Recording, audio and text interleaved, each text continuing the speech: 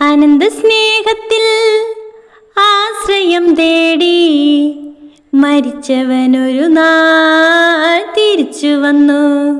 അത് സുവിശേഷ കഥയിലെ ധൂർത്തപുത്രൻ.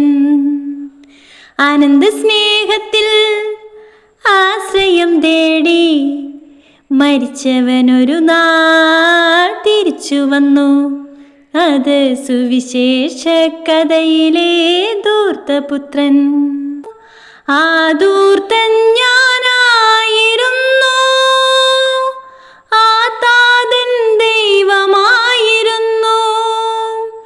ആ പിതൃവാത്സല്യം അലിവോടെ എന്നെ വഴി നോക്കി നിൽക്കയായിരുന്നു.